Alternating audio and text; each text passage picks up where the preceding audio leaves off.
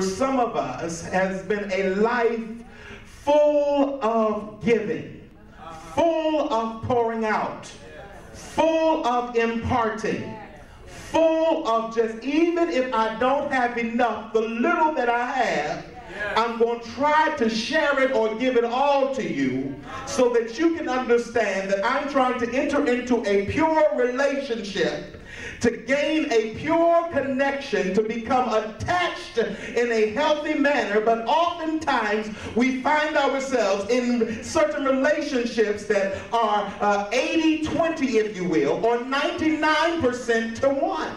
Yes. Not always getting what we desire. Am I talking to anybody in here today?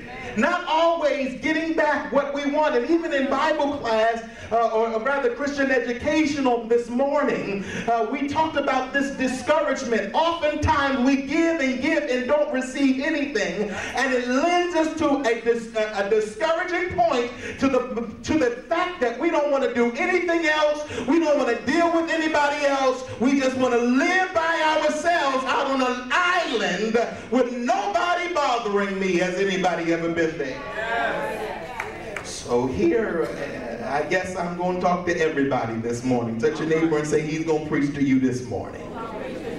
We find ourselves now in the book of Judges, and Judges is a very interesting scripture, a very interesting chapter. It is actually God escalating Israel into the greatest place that they've ever been before, to the point that, or the extent that God blesses Israel with Moses as a leader, and Joshua takes over as a leader. And then after Joshua's reign, there are people called judges, and they have been chosen to lead Israel afterward. After the judges, then it was the kings. There was David, there was Solomon, there was Saul. All of these people have been chosen to lead Israel, if you will. But before we can get to Saul, before we can get to David, we've got to stop and look at a man named Samson. Yes. Samson here is a very familiar person in scripture, and y'all know how I like to look at Samson's life from a different spin. I like to look at the scriptures from a different spin, not just the fairy tale Samson, but Samson in the real, the Samson that I can identify within my own self, the Samson that I can identify on the job, the Samson that I can identify in dealing with people. Touch your neighbor and say, neighbor, there's a Samson within you.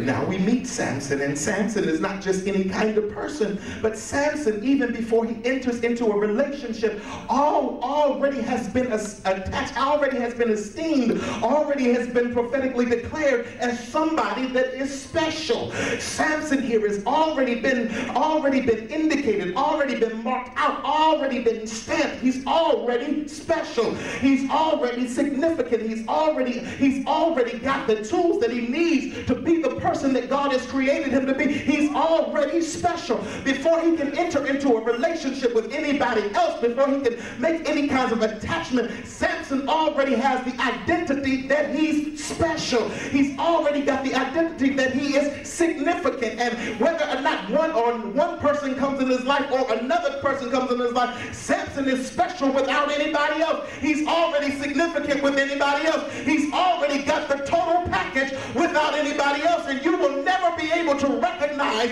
the healthy place that God has you in if you always look at it from the perspective that I'm only special in a relationship. I'm only special with attachments. I'm only special if I have this, if I have that, if I wear Gucci, if I drive a Benz. I'm already special before I have anything like that. I'm already special before I can get a 4-bedroom house. I'm already special before anybody can tell me that I look good. I'm already special.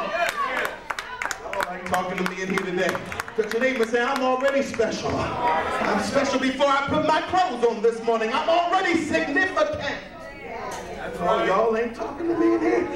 Touch your neighbor and say, I'm already significant. I don't want to drive you into whatever. I'm significant with the birthday suit. I'm significant. I'm significant when my breath stinks. I'm significant. I'm significant before I brush my hair. I already got significance. Yeah. And Samson here had to recognize that he's already significant, to the extent that before Samson is even born, God tells his birth mother, You've got to